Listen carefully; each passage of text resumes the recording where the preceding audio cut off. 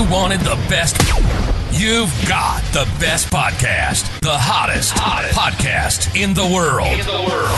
The Chris Voss Show, the preeminent podcast with guests so smart you may experience serious brain bleed. The CEOs, authors, thought leaders, visionaries, and motivators. Get ready. Strap yourself in. Keep your hands, arms, and legs inside the vehicle at all times, because you're about to go on a monster education roller coaster with your brain. Now, here's your host, Chris Voss. Hi, this is Voss here from the ChrisVossShow.com. And ladies and gentlemen, there are latest things that makes it official. Welcome to the big show. We certainly appreciate you guys being here, because if we didn't do it, what would we be doing the last 16 years? We'd be just talking in a mic and hanging out with some really cool people, and no one would know. It would be a secret. But no one wants a secret. Plus, everyone wants to get involved and all that good stuff. For over 16 years, 2,300 episodes of bringing the Chris Voss Show. And we're just going to keep making more because we got nothing better to do. And we have such amazing guests on that you can learn so much from. I learn from our guests every day. If you don't, well, that's your problem. Go to goodreads.com/Chris Voss, LinkedIn.com/Chris Voss, Chris Voss1, the TikTokity, and Chris Voss, Facebook.com. The opinions expressed by guests on the podcast are solely their own and do not necessarily reflect the opinions of the host or the Chris Voss Show. Some guests of the show may buy advertising on the podcast, but it is not an endorsement or review of any kind. Today we have an amazing young man on the show. Brian Hurtak joins us. His newest book came out January 7th, 2025. It is called The Play Sheet, a simple resource for overloaded professionals. I think I'm overloaded, but it's from the Taco Bell last night. Anyway, Brian is a Fortune 1. That's the Taco Bell segue, we call that, Brian, on the show. That's how we get our advertisers in. Brian is a Fortune 100 business executive with more than 15 years of experience and an MBA from the Scheller College of Business at the Georgia Institute of Technology. He has ties to football institutions like St. Thomas's Aquinas High School? Aquinas. St. Thomas Aquinas. Aquinas, maybe. Mm-hmm. All right. I'll just take your word for it. In Fort Lauderdale, Florida, and Valdosta State University. Could you just pick some universities that are easy to pronounce? Anyway, I flunked second grade. He currently lives with his wife, Erica, and their 2 children in South Texas, where he also has ties to several schools under the Friday Night Lights. He was named 40 under 40 by the San Antonio Business Journal, co-chaired the 45th class of Leadership San Antonio, and serves on numerous nonprofit boards, including San Antonio Sport. Welcome to the show. How are you, Brian? I'm doing great, Chris. Thanks for having me this evening. Thanks for coming. We certainly I'm doing appreciate good, Chris. How you doing this evening? I am doing excellent. Give us your .coms. Where can people find out more about you on the interwebs? Yeah, myplaysheet.com, and you can find me at the Playsheet on basically all your social channels. So give us your 30,000 overview. What's in your new book? Yeah, look, I was sitting on my couch one Sunday afternoon like most business or any professional, and I had papers scattered, preparing for my week ahead, and the week had not even started, Chris, and I was already overloaded, overwhelmed, and really just stressed. And I was sitting on the couch, and in the corner of my eye, I saw a football game on, seen it hundreds of times, and I realized every football coach across the country has a laminated sheet of paper that helps them recall, organize, and call the right play based on the situation they're facing. So I thought to myself, if every coach at every level has one of these things to be more effective in the moment, why don't I use one of them in my personal and professional life? So I created one, started using it. It worked. Others started using it. It worked. Somebody said, you should write a book. And I didn't know the first thing about writing a book, especially on this topic. So I went to the experts, and I went and studied football coaches across the country, over 50 of them, on their process for distilling lots of information and creating their own play sheet. Do you have one that's on the arm like the quarterbacks, or is yours like the one that looks like the Denny's menu that the Andy Reid uses? Andy Reid has over 500 plays. Lincoln Riley has 28 plays. You'll see them. They're coming in all different shapes, sizes, colors. Wow. I think the answer is it's whatever works for you is what I tell people these days. You sure could help the Chiefs this Super Bowl 2025. Evidently, they had the Waffle House menu they were looking at instead of the thing there. But guy cares, a Raider fan. Anyway, you wrote the book, The Play Sheet, and so is it a book where people can build out their own play sheet? Do they use yours? How does it work? Yeah. So at the end of the game, or at the end of the book, really, you should create your own personalized play sheet, which helps you, whatever it is that you're facing in your situation of life, whether it's maybe you're a new leader, maybe it's a new job, maybe you're a new parent, whatever the situation is, it teaches you how to distill the right plays on your play sheet so that you can use them and secure more personal or professional wins in your day-to-day. But when I interviewed a lot of the coaches, they taught me a few other things, and the book is really broken up into 4 chapters. Oh. It's ethos, playbook, play sheet, and how to make adjustments. So we walk people through the 4-step framework of how they can be more effective holistically, but ultimately the end goal is to create a good play sheet. I've been a Raiders fan all my life. Did you interview anybody with the Raiders? I did not. They've had a tough couple years, and I'm a Dolphins fan, so I feel your misery as well. But Dan Marino. All coaches that were a lot more successful. Yeah, there's Dan there. I remember those days. I was going to say, you probably don't want to take any advice from but on the Raiders. I think we're paying for 4 coaches right now at this point at the same time. Yeah. Yeah, they may need a play sheet for the front office. Excuse me, I just had to clear my throat there. Just get rid of the owners, baby. So anyway, it's tough being a Raiders fan since childhood. So talk to us about your upbringing. How did you grow up? What influenced you? How did you get to this place in time and write the book? Yeah, I wasn't a football player. I'm 5'8", about 150 nothing. So I wasn't really a good enough football player. And I actually went to probably the strongest high school football program in the United States. Wow. St. Thomas Aquinas in Fort Lauderdale, Florida. So I played collegiate golf, but I kept ties, and I was just a sports junkie. I lived around sports my whole life. I worked in sports for a couple years before I kind of sold out and went the corporate route and started working for big, large financial institutions. And Valdosta State, too, when I went there, they've always been one of the top high school programs and top Division II football programs. And then I moved here to South Texas, where high school football is a religion, basically. Oh, yeah. And so throughout all of that, I've always been around football. And then, like anybody, I was up and coming in my career, trying to make it to the next level. But no matter how much I tried, I just couldn't actually apply everything I was learning in all the books, all the podcasts, all the seminars, webinars, you name it. I could read your book, all 3 of your books, but my ability to apply it wasn't working. And it just naturally hit me, when I was watching that football game, all those years of being a sports fan, that this process is something I've seen for 25, 30 years, and it never hit me on how I could use it my day to day. Yeah, a playbook is good to have. I mean, knowing what the game is, knowing what the calls are. Why is sports such a good analogy for business and entrepreneurism, I guess? I think it could be a good analogy or a bad analogy. I tell people when I'm doing webinars or I'm speaking on this book recently on my tour here that you don't have to be a sports fan, but I think the reason to answer your question is that sports are everywhere. There's a lot of money, a lot of media behind it. A lot of people are watching it, and so there's a lot of relatable concepts in sport that are just applicable. But there's a lot of people in business and in just personal development that don't really care. And I tell those people, it doesn't matter if you like football or not. The book isn't super football heavy. It's really the process, a simple process that every single coach is using. I mean, think about it. If you just watch a football game today, every sideline, every level, high school, college, pro, you're going to see one of these laminated sheets of paper. And that really just struck my interest about, hey, this is something that anybody can use no matter their IQ on football.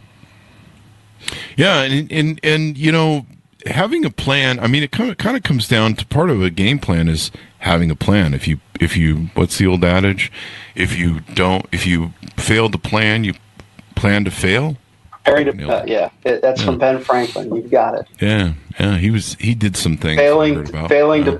Failing to plan is preparing to fail. Yep. Yeah, most definitely. Having knowing what to do, and imagine having contingency plans. Is that part of it? If something's not working or failing, having a fallback or something. Is that part of the thing too? Yeah, that's the point. 4 quarters, and that's adjustments. Coaches make in-game adjustments, between game adjustments, in-season adjustments, and postseason or in-between season adjustments. I mean, you just said you and I were talking a minute ago, the Eagles. If you think about the Eagles and how they ran certain plays on week 1 versus week 20 or in the Super Bowl, they were getting better and better and better. And then in the book, I talk about some coaches give analogies, especially for high school students or younger audiences, maybe not as masterclass in the football IQ. Sometimes they get overwhelmed. And so keeping it simple or adjusting the plays in the moment help those players get better in the game as well.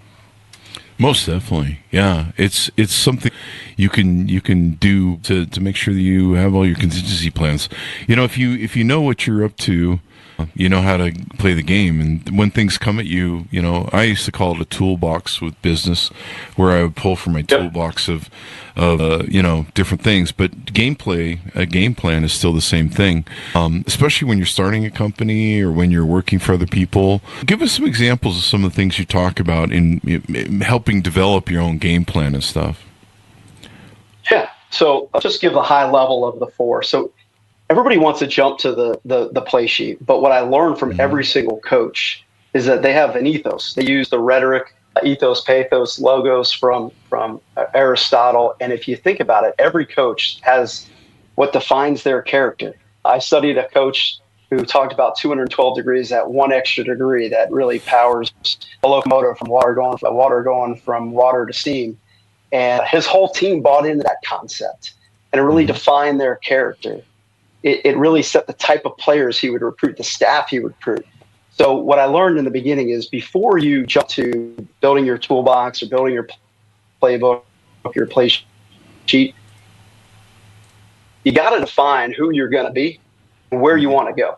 So that's step 1. Step 2, everybody's got I think a lot of people have a playbook. A lot of businesses have a playbook, but most people don't have it organized in one central place. So we just teach people, look, this isn't rocket science. I got all these books. They probably got highlights behind me. They got podcasts bookmarked. They probably got Post-it notes of their favorite quote, whatever it may be. You got to get them in one central place like coaches do with their playbook. But the difference between the playbook and the play sheet, Chris, is that the play sheet is based on what you're facing now. Mm-hmm. The playbook is everything. Like you can't bring all 500 plays to your job or to your job as a parent or as a husband or as a spouse or whatever the situation is that you're facing. And what these coaches do is they distill it in and week out to this quick at-a-glance sheet. They see the formation. They look at the play based on how they categorize it. It quickly recalls what they already know and they practice all week, and then they execute it. And then to your point, the last chapter is adjustments. What I learned is that coaches spend time with their coaches, with their players. They watch the tape. And they get better and better week in and week out. Same things for you. As you run that play, whatever that skill is, over time, it'll go from basically a skill that's mediocre to almost autonomous. It'll be a habit. And you have different templates and examples also, not only in the book, but on your website as well. Yeah, a ton of templates out there. And what I learned is that there's no single template for these coaches. I thought there'd be a lot of money to make in this space when I was doing it, but they all keep it pretty simple. And so we just gave a flavor of different coaching templates. But, it's applicable to anything that you're learning. If I wanted to learn the art of negotiation, I'm going to go read your couple books, go listen to your master class. I'm going to take those really salient points, pull down my template, and I'm going to put it on a sheet of paper, and I'm going to start practicing it, hopefully get a little better at negotiating. That'll make a difference. That'll make a difference if you read the Christopher Voss's books. So I can see Coach Dominic Anderson's playbook here. I can read Coach Chris Castillo's thing from San Antonio here. I'm trying to blow them up. I guess it's in the book. You can get a bigger example. Oh, you can download them here off your website. Yeah, you can download the templates from the sheet. See how they work and all that stuff. So I might play with that. What was the other question I had for you, Geared Up? What was the biggest thing you learned from all the coaches that you interviewed? It's their community. They're really great at developing young student athletes they have in their school. But the biggest thing is that they follow the same framework. And so I learned it. Every single one of those coaches knew exactly where they were going to be at a certain time of the week at a certain time of the year. So they all followed the same process. Now, they may have different styles of coaching. They may have different types of offenses or defenses. But what they ultimately did is they actually they all had the same process of framework, which was that ethos, playbook, play sheet, and adjustments. So what I learned from them basically was they kept it simple, and they were creatures of habits. Simple, repeatable processes is what they all followed. Yeah, I mean, it's funny in business. The first time you learn a lot of stuff, especially at setting up your own business or being an entrepreneur, it almost seems like you're trying to make stuff up from whole cloth, and you don't really know what to do. And sometimes that can be a good thing, actually. You're not limited by your knowledge of you have to do it this way, and that's how some people succeed by accident. But then over time, like I can build companies in my sleep. Okay, what are you doing? And so you just know the playbook and stuff. What's the difference between a playbook and a play sheet? Yeah.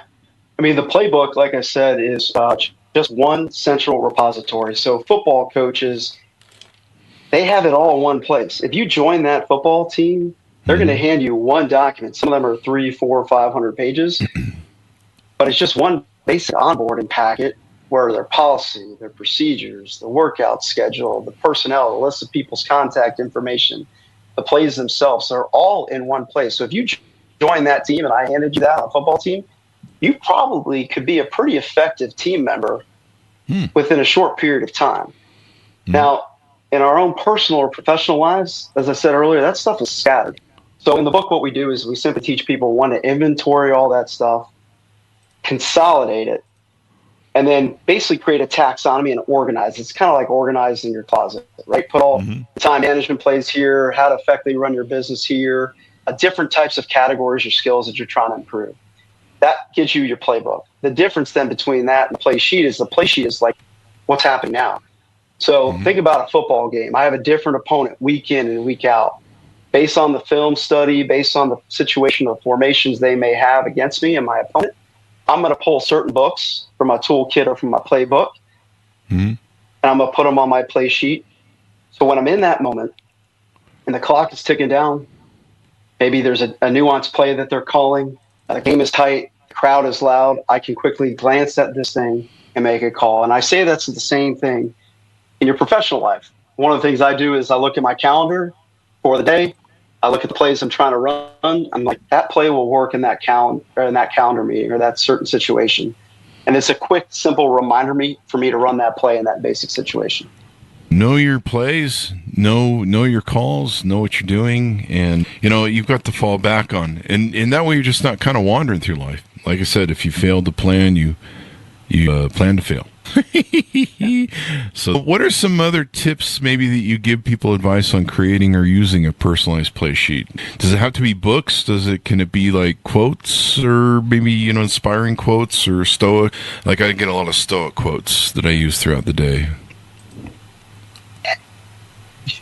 But, I'll give you a real example that I've seen people use this for. Parenting has become a really popular use of this concept, not what I intended. Yeah, there's a few people doing parenting these days. Yeah, just a few. But you know what? I think when you're parenting, I have a 6 and a 7-year-old, right? And so every couple of years, they need different things. I may not read a book. I may just listen to a webinar. Maybe there's a ton of books I could read out there, or I just talk to a friend that's gone through it 3 or 4 times before me, and they may offer good advice.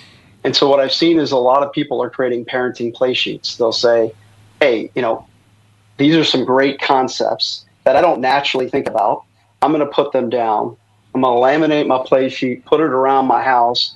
And then when I see my child in that certain situation, I'll look at it. I'll remember, man, that's a really good piece of advice. And I'll try to apply it. It may not work. And that goes back to the adjustments. I then will spend some time, and I coach parents or coach other people trying to do these types of concepts, is that you got to have that retrospective. You got to have a little bit of the time that you carve out to say, hey, how did I run that play? It's the equivalent to somebody or a coach watching the film tape after the game's over and saying, you know what, I could have went left versus went right, or how do I apply that a little bit differently? So parenting play sheets have become really effective ways for people to actually become better parents based on the lessons they're learning from other people or the resources they're learning it from, and apply it in their day. Yeah, feed the kids, discipline them, and put them to bed on time. Yeah, I remember most parents, we react, right? Yeah. I remember when I was a kid, they had to have commercials that would remind parents that they should probably check where their kids are at 10 o'clock at night. They had TV. It's hard. There's a lot of concepts these days. Oh, yeah. You know, kids are picky eaters. I mean, you've got screen time. You know, we talked about Noah and Joe Namath. I think different generations are different things. So if you try to parent or try to apply something that you've done for years, and this is the same in the workforce with different generations coming in, you try to apply the same concepts that you knew for years, it's not going to necessarily work. So this is a way to continuously improve. So talk to us about some of the other things you do on your website. Do you do coaching, consulting, advising? Can people hire you to come speak, et cetera, et cetera? Yeah, we're just starting that. I mean, I wasn't really in the market to write a book. I did it. It's been working. We became an Amazon bestseller within the first few days. And I started doing this concept of 30-30-30. So we do a 30-minute presentation or coaching for large companies, small companies, one-on-one, 30-minute Q&A, 30-minute book signings. Those have been really, really effective. We do that in person. We do it in webinars. So you can reach out to me on the website and offer those services as well. And hopefully grab a copy of the book. Now, is that on myplaysheet.com or one of the other websites? Yeah, myplaysheet.com. Right now, if you just reach out to me via the contact information, we can set that up for you from there. So give us your final pitch, Brian, to get people to pick up the book, reach out to you, utilize your services as we go out. Yeah, look, we're all overloaded. We're all overwhelmed. There are so many sources of information overload these days. And what I learned is these coaches have a simple, repeatable framework that has been working for decades at every level of football. And I learned from these coaches on a simple way that you can apply it in your personal or professional life. And hopefully you can secure more personal or professional wins. And so reach out, buy the book on any of the digital platforms out there. The audio book's coming at later March. And then if you want to hire my service as well, check out at myplaysheet.com. Thank you very much for coming on the show. It's been wonderful to get to know you better and look at life through a different resource or a different way of doing it. And, you know, life is a game. When it really comes down to it, business is a game. You know, you're on the clock. You know, you don't have time to waste. You've got to make the best plays you can, and you can win or lose on any given Sunday. So thank you very much, Brian, for coming on the show. We really appreciate it. Thank you. And thanks, Monas, for tuning in. Order the book wherever fine books are sold. It's called The Play Sheet, a simple resource for overloaded professionals, out January 7th, 2025. Thanks to Brian for coming by. Thanks to our audience for tuning in. Go to goodreads.com/Chris Voss, LinkedIn.com/Chris Voss. Chris Voss won the TikTok, any else crazy place to the internet. Be good to each other. Stay safe. We'll see you next time. And that should have us out.